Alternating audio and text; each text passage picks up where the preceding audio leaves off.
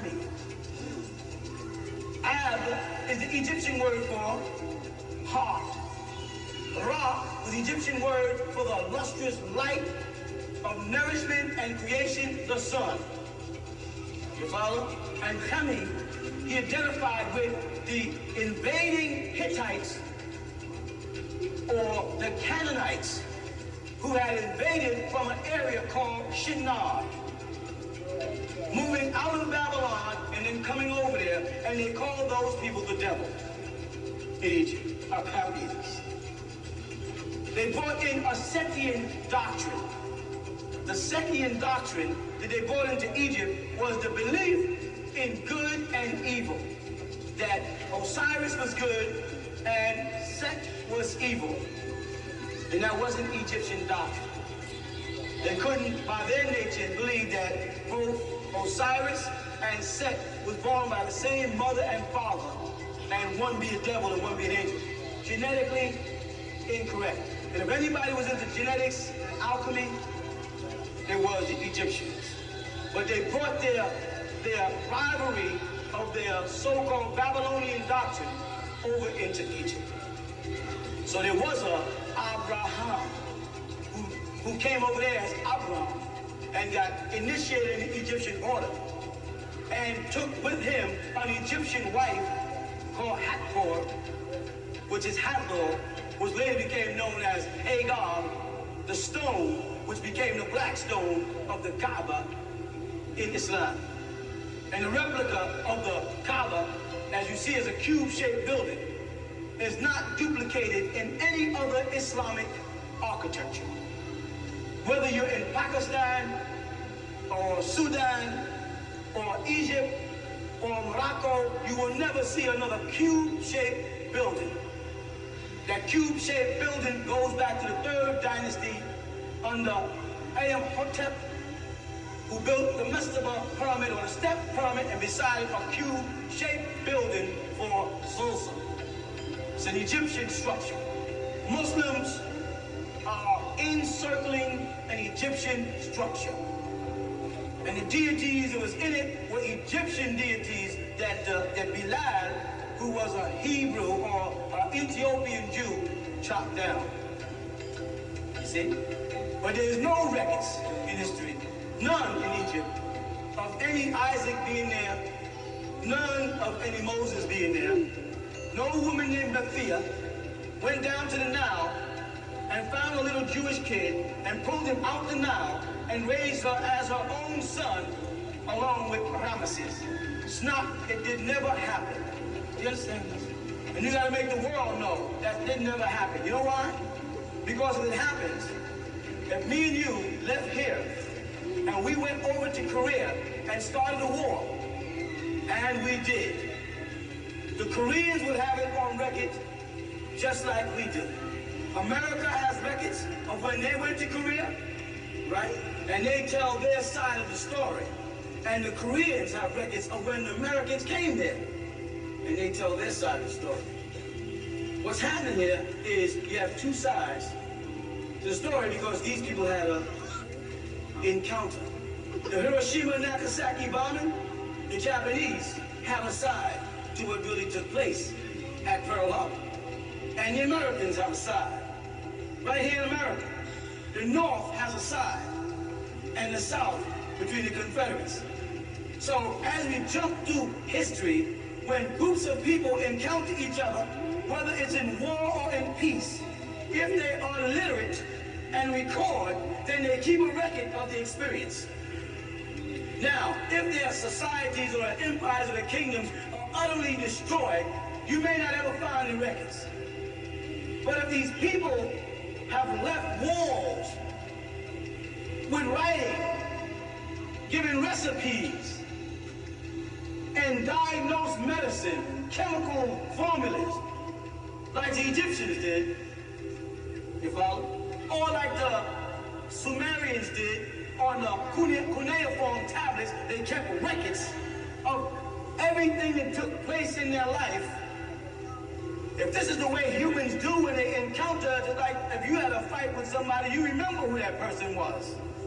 And you remember it in your mind, And if you have to write it down, if you go down to the police department and have to file a complaint, you'd have to write out the encounter. You understand?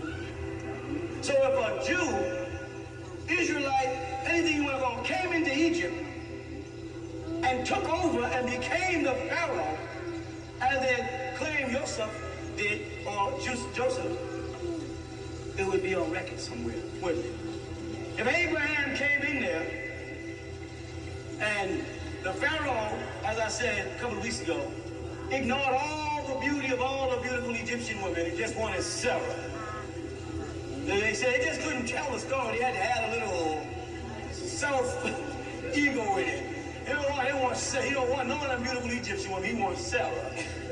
That would be on, and it's up to you to demand when the Reverend starts to talk about any of the men of the Bible going into Egypt to say, could you please, Reverend, show me where I can find some Egyptian tablet that verifies that there was a Joseph or a Moses or an Abraham or an Isaac that came into Egypt and had such an impact as to work their way from prison, from being a soothsayer. Let me stop here, because that's important to realize. Because they so good with the way they trick you that what you're not realizing is that Joseph is guilty of being a soothsayer. He's interpreting dreams, something that's against the law in Israel. That's illegal. That's called a seer, a sorcerer, a warlock. That's an evil thing to do. You don't interpret dreams. You don't do the stars. You don't deal with, what do you call it, enchantment. Those are illegal practices in Judaic teaching. So now how did Joseph justify acting like a warlock or a soothsayer or a palm reader and telling someone's dreams, which got him to become the new Pharaoh? And all the Christians and the Jews and the Muslims, while they're reading that story, they ignore that major point, that he was violating the law, and he became a Pharaoh. How can you be an Israelite and deny your nature, your culture, and your religion, and become an Egyptian who worships dogs, hippopotamus, crocodiles, birds, and the likes, without being guilty of being apostate, without being guilty of deserting your belief or religion for another? How could Joseph become a Pharaoh in a paganistic society until Jacob got there? I ain't finished. How does he justify a lie to do right? He lied to his brothers, and he tricked his brothers.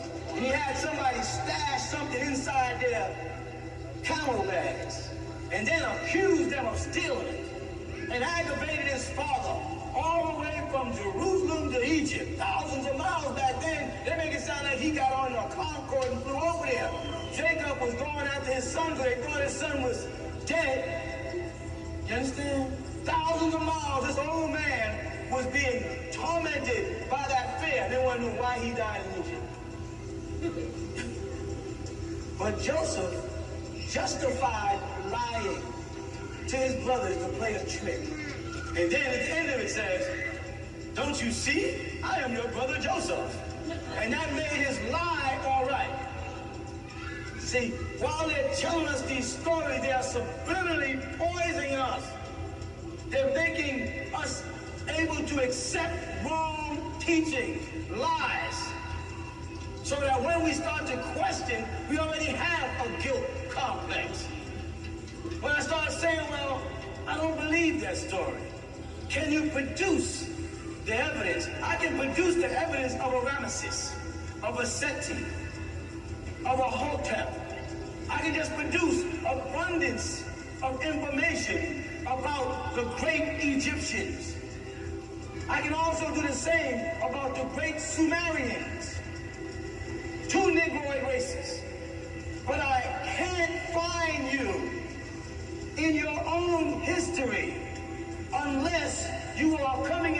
contact with a substantiated or verified group of people. I can't find you anywhere unless you are being snatched by the Nebuchadnezzar and taken into Babylon. Why? Because the Babylonians have a history. That's Shinar. I can't find you unless you're in Egypt.